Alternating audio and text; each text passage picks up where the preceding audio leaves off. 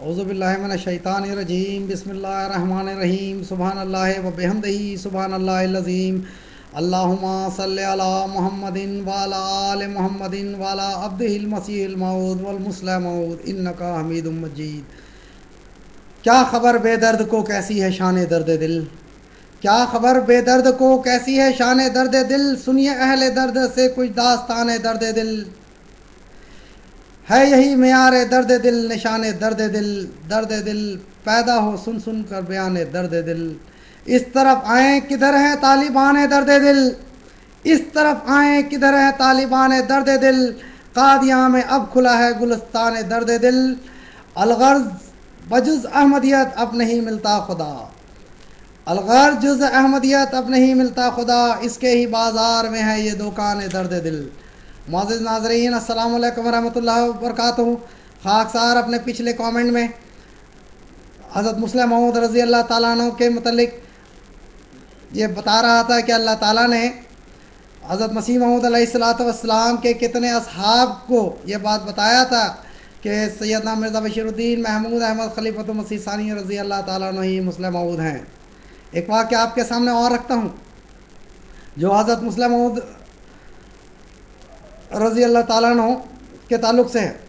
حضرت مسیح موعود علیہ الصلاۃ والسلام کے 313 صحابی کے لسٹ میں 302 نمبر پر محمد رحیم الدین صاحب رضی اللہ تعالیٰ عنہ کا تذکرہ ہے۔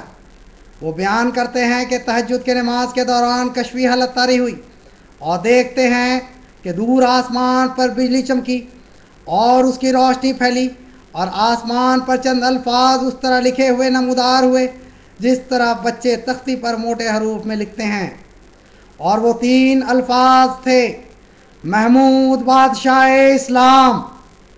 اور اس طرح آپ کو عرفان ملا کہ خدا تعالیٰ کی تقدیر میں یہ طے شدہ ہے کہ مرزا محمود صاحب اس دور میں اسلام بہت ترقی کرے گا۔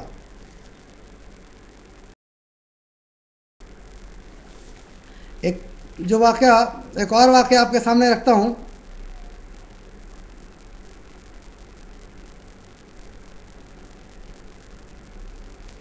یہ واقعہ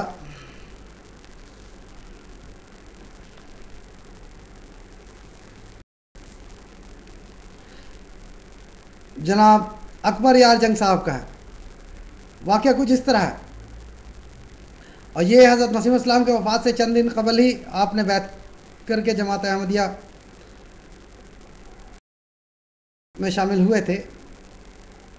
جو خلافت اولیٰ کے دور میں تو آپ قادیان نہ آ سکے، خلافت ثانیہ کے وقت پر جو اختلاف ہوا لاہوری جماعت لے کر کو دیکھ کر بہت پریشان تھے، لیکن آپ نے یہ تہیہ کیا کہ جب تک خود جا کر مشاہدہ نہ کیا جائے اس وقت تک کوئی فیصلہ نہ کروں گا، اور پھر قادیان جانے کا فیصلہ کیا۔ پہلے لاہور آئے، جب آپ لاہور پہنچتے ہیں تو بہت سے لوگوں نے کہا کہ قادیان جانے کی کیا ضرورت ہے؟ ملک صاحب سنیں، بہت سے لوگ کہتے ہیں کہ قادیان جانے کی کیا ضرورت ہے، کیوں اتنی تکلیف اٹھاتے ہو؟ تمہیں پتہ نہیں کہ 25 سال کی عمر کیا ہوتی ہے، اور اس نوجوان کی تعلیمی حیثیت تمہارے سامنے ہے۔ حضرت مسیح موعود علیہ الصلاۃ والسلام کا مشن دیکھو، ساری دنیا میں اسلام کو غالب کرنا ہے۔ یہ جنبہ صاحب کے متعلق ذرا دیکھ لیں، یہ حضرت مسیح موعود علیہ الصلاۃ والسلام کا مشن دیکھو، ساری دنیا میں اسلام کو غالب کرنا ہے، جو یہ نوجوان کیسے کر سکتا ہے؟ بہرحال نواب اکبر یار جنگ صاحب نے قادیان پہنچتے ہیں اور وہاں جا کر بہت سے لوگوں سے تبادلہ خیال کرتے ہیں، خود حضرت خلیفۃ المسیح ثانی رضی اللہ تعالیٰ عنہ سے بھی ملاقات کرتے ہیں اور ان سے بہت سی باتیں سنتے ہیں، لیکن اس کے باوجود بھی جو آپ کو تسلی نہیں ہوتی ہے اور آپ ایمان نہیں لاتے ہیں اور واپس اپنے گھر جانے کا پروگرام بناتے ہیں۔ یہ حضرت مسلم موعود رضی اللہ تعالیٰ عنہ مرزا بشیر الدین محمود احمد خلیفۃ المسیح ثانی رضی اللہ تعالیٰ بات کرنے کے بعد بھی، تو جب واپسی کا آپ نے سامان اپنا باندھ لیا تو واپسی سے پہلے آپ نماز کے لیے گئے مسجد، اور یہاں پر اللہ تعالیٰ نے ان کی تسکین کا ایسا سامان یا ایسا انتظام کیا جو سننے کے لائق ہے، اور جس کے سننے سے ہمارے ایمان کو تازگی ملتی ہے، جو ہمارے لیے تسکین کی دولت ہے۔ واقعہ یوں ہے کہ نواب اکبر یار جنگ صاحب واپسی سے پہلے نماز کے لیے مسجد میں گئے. دوسری صف میں بیٹھے حضرت خلیفۃ المسیح ثانی المصلی موعود رضی اللہ تعالیٰ عنہ نماز سے فارغ ہونے کے بعد نمازیوں کی طرف منہ پھیر کر بیٹھ گئے. ایک دو احباب آگے بڑھے اور حصول ثواب کے لیے دبانا شروع کیا، لیکن حضرت نواب اکبر یار جنگ صاحب کی نظر حضرت مصلی موعود رضی اللہ تعالیٰ عنہ کے پیشانی پر پڑ گئی اور سوچنے لگ گئے کہ مولا یہ نوجوان جس کی کوئی تعلیمی حیثیت نہیں، حضرت مسیح موعود علیہ السلام کے اتنے بڑے مشن کو کامیاب کس طرح کر سکتا ہے؟ آپ یہ سوچ ہی رہے تھے کہ آپ پر کشفی حالت طاری ہوئی اور آپ دیکھتے ہیں کہ حضرت مصلی موعود رضی اللہ تعالیٰ عنہ کے پیچھے ایک وجود ظاہر ہوا. وہی مبارک وجود خدا تعالیٰ کی قدرت کا وجود حضرت مسیح موعود علیہ السلام کھڑے ہیں. اور جب حضور ظاہر ہوئے تو نواب اکبر یار جنگ صاحب کی نظر حضرت مصلی موعود کی پیشانی سے اٹھ کر حضرت مسیح موعود علیہ السلام کی پیشانی مبارک پر جم گئی. اور پھر آپ کے دل میں خیال آیا کہ واقعی یہ ہے رہبر، یعنی حضرت مسیح السلام، یہ ہے رہبر، یہ ہے قائد، اس طرح کی عمر، اس طرح کا تجربہ اور اس طرح کا تعلق باللہ، یہ وہ روحانی مقام ہے جو اسلام کو تمام ادیان پر غالب کرے.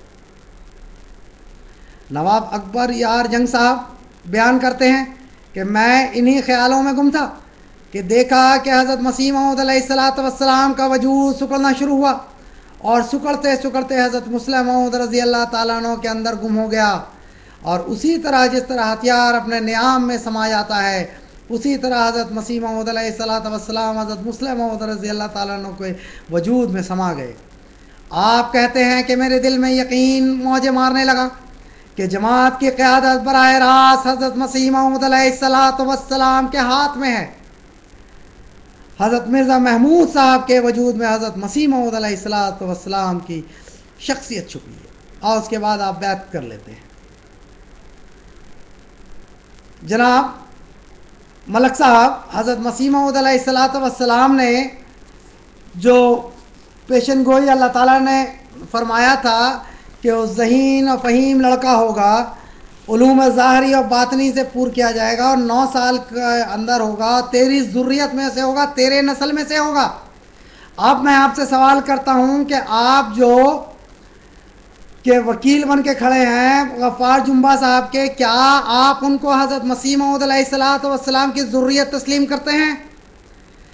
کیا وہ اس الہام کے یعنی سن 20 فروری سن 1886 کے 9 سال کے اندر پیدا ہوئے ہیں کہ ان کی عمر کیا ہے؟ 20 فروری سن 1886 سے 9 سال اس میں آپ ایڈ کر لیجئے تو 1895 بنتا ہے. اور 1895 میں جو شخص پیدا ہو اور آج 2007 ہے تو اس کی عمر کیا ہونی چاہیے؟ یعنی 112 برس. تو کیا 112 برس کی عمر ہے عبدالغفار جنبا صاحب کی؟ اگر وہ یہ ثابت کر دیں کہ عبدالغفار جنبا صاحب کی عمر جو ہے 112 سال ہے تو یقیناً میں ان کو مصلی موعود ماننے کو تیار ہوں، کیونکہ ذریت میں سے ہوگا. اور انہوں نے کون سا خدمت کیا ہے؟ حضرت مسیح موعود علیہ السلام کو اللہ تعالیٰ نے فرمایا تھا کہ وہ سخت ذہین و فہیم ہوگا، علوم ظاہری و باطنی سے پر کیا جائے گا. اب کون سے قرآنی معارف اللہ تعالیٰ نے ان کو عطا کیا؟ جنبا صاحب کو یا آپ کو یا عبدالکریم شیخ کو یا جو بھی ہیں وہ یہاں پہ اس فورم پہ آ کے ڈائریکٹ مجھ سے بات کریں اور میں آپ کو بے شمار اللہ تعالیٰ کے انعامات اور نوازشوں کو پیش کروں گا جو اللہ تعالیٰ نے حضرت مصلی موعود خلیفۃ المرزا بشیر الدین محمود احمد رضی اللہ تعالیٰ عنہ کے ذات پر نازل فرمائی ہیں. لہٰذا کسی کے دعویٰ کر لینے سے کوئی کچھ نہیں ہو جاتا. ثابت تو کریں، کیونکہ میری ذریت میں اسے ہوگا، 9 سال کے اندر پیدا ہوگا. یہ فضل احمدی آپ کو للکارتا ہے مشتاق ملک صاحب، یہ للکار سنیے اور جواب دیجیے فضل احمدی کا. السلام علیکم ورحمۃ اللہ وبرکاتہ.